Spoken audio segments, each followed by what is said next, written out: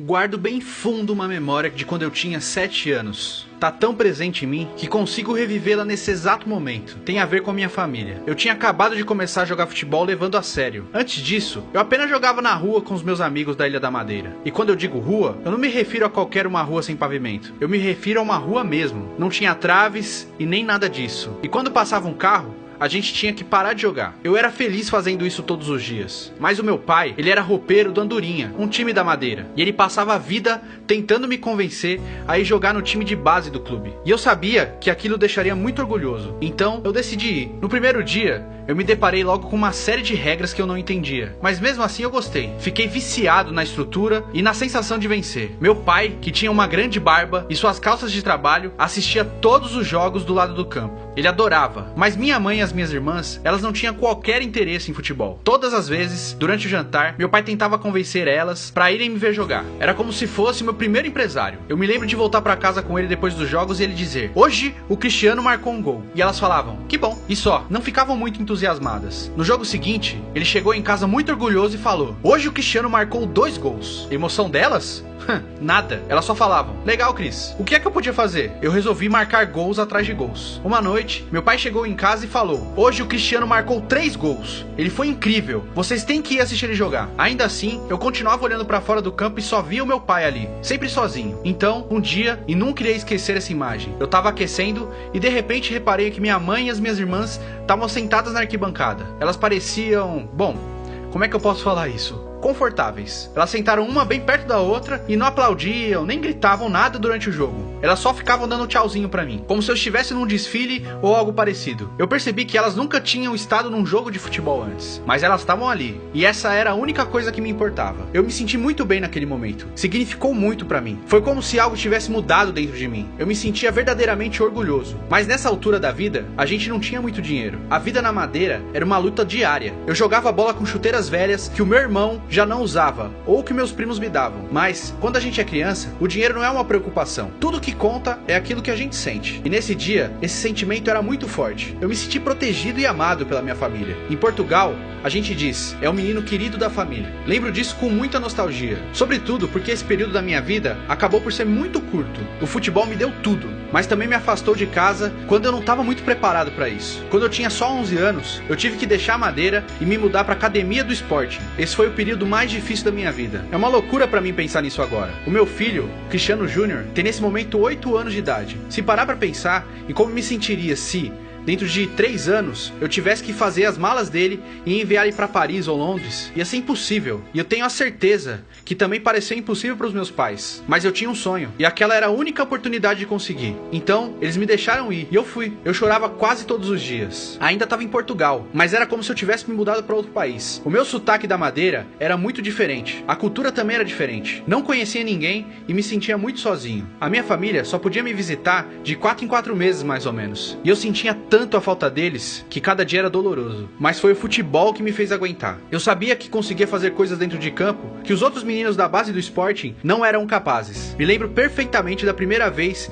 que eu ouvi um dos meninos comentar com outro: "Você viu o que ele fez? Esse moleque é um animal." Comecei a ouvir isso sempre, até da parte dos técnicos. Mas então, alguém sempre falava: "Sim, joga muito, mas é uma pena que ele seja tão pequenininho." E é verdade, eu era bem magrinho, eu não tinha músculos. Foi então que eu tomei uma decisão aos 12 anos. Eu sabia que tinha muito talento, mas eu decidi que ia trabalhar mais pesado que qualquer um. Iria parar de jogar como uma criança, iria deixar de agir como uma criança, eu ia treinar como se pudesse ser o melhor jogador do mundo. Eu não sei explicar de onde veio esse sentimento, mas eu sei que estava dentro de mim. É como uma fome que nunca desaparece. Quando eu perco um jogo, parece que eu tô literalmente morrendo de fome. Quando eu ganho, é como se eu ainda tivesse com muita fome, mas acabei de comer uma pequena migalha. Essa é a única forma que eu consigo contextualizar esse sentimento. Comecei a fugir à noite do dormitório só pra ir treinar, pra ficar mais forte e mais rápido. Depois disso, quando eu entrava no campo, as mesmas pessoas que antes cochichavam: "É bom, mas é tão magro", agora olhavam pra mim com espanto. Quando eu fiz 15 anos, eu me virei pra alguns dos meus amigos de time e falei: "Um dia eu vou ser o melhor jogador do mundo." E eu me lembro bem disso, porque eles caíram na risada. Eu não tava nem sequer no time principal do Sporting, mas eu já acreditava nesse objetivo. Eu acreditava mesmo naquilo que tinha falado pra eles. Quando eu me tornei profissional com 17 anos, a minha mãe tinha muitas dificuldades de me ver jogar, porque ficava ansiosa. Ela vinha no estádio de Sporting me ver jogar, mas ficava tão nervosa nos jogos mais importantes que chegou a desmaiar algumas vezes. É sério, ela desmaiava. Então os médicos do clube tiveram que receitar sedativos apenas pros meus jogos. E eu falava pra ela: lembra, mãe, quando você não queria nem saber de futebol e agora tá assim? Então eu comecei a sonhar mais alto. Queria representar a seleção portuguesa e também queria jogar pelo Manchester United, porque eu tava sempre assistindo a Premier League. Eu ficava deslumbrado com a velocidade do jogo e com o canto das torcidas inglesas. Todo o clima do campeonato inglês me emocionava. Então, quando eu me tornei um jogador do United, foi realmente um grande momento de orgulho pra mim. Mas eu penso que ainda foi um momento de mais orgulho pra minha família. No início, conquistar títulos era algo transcendente pra mim. Me lembro quando venci meu primeiro título da Champions League no United. Foi uma sensação indescritível. O mesmo aconteceu quando eu ganhei minha primeira bola de ouro. Mas os meus sonhos não deixaram de aumentar. Porque é pra isso que os sonhos servem, certo? Então, eu te digo, sempre admirei o Real Madrid e queria um novo desafio na minha carreira. Queria conquistar títulos no Real Madrid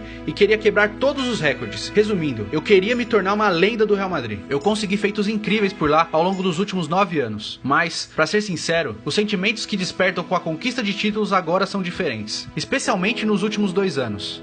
Quando não se ganha tudo, há quem considere isso um fracasso. Quanto mais se ganha, mais altas são as expectativas. Mas esse é o meu trabalho. Mas, quando se é pai, o sentimento é totalmente diferente. É um sentimento que eu não consigo descrever muito bem. É por isso que a minha passagem pelo Real Madrid foi tão especial. Tenho sido um jogador de futebol, é verdade. Mas eu também sou o pai. Há um momento com meu filho que eu sempre irei guardar na minha mente. Me emociono só de lembrar disso. Foi um momento que aconteceu no campo, logo depois da gente vencer a final da Champions League contra a Juventus. A gente fez história naquela noite. Quando eu tava no campo, após o apito final, senti que tinha enviado uma mensagem pro mundo. Mas então, o meu filho veio pro campo pra celebrar comigo. E tudo mudou. As minhas emoções mudaram totalmente. Ele tava correndo de um lado pro outro com o filho do Marcelo. A gente segurou o troféu juntos e depois passeamos de mão dada pelo campo. É uma alegria que eu não conhecia até me tornar pai. Há tantas emoções acontecendo ao mesmo tempo que não é possível descrever o sentimento em palavras. A única coisa comparável com isso é a forma como eu me senti quando eu tava aquecendo na madeira e vi minha mãe e as minhas irmãs juntas na arquibancada. Quando voltamos ao Santiago Bernabéu para comemorar, o Cristiano Júnior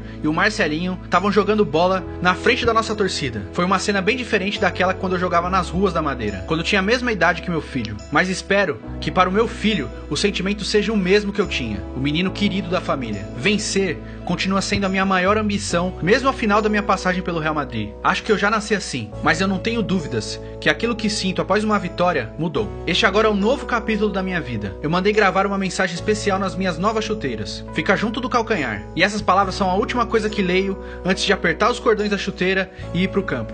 É uma espécie de último lembrete, uma motivação derradeira. Ela diz: o sonho do menino. Talvez agora vocês me entendam. É óbvio que minha missão continua a ser a mesma de sempre. Quero continuar quebrando todos os recordes no futebol. Quero vencer o maior número de títulos possível. É algo que faz parte da minha natureza. Mas aquilo que ficará para sempre comigo do meu tempo em Madrid e que certamente eu contarei para os meus netos quando eu tiver 95 anos, é o que senti ao caminhar sobre o campo de mão dada com meu filho. Aquele ali foi o passeio dos campeões.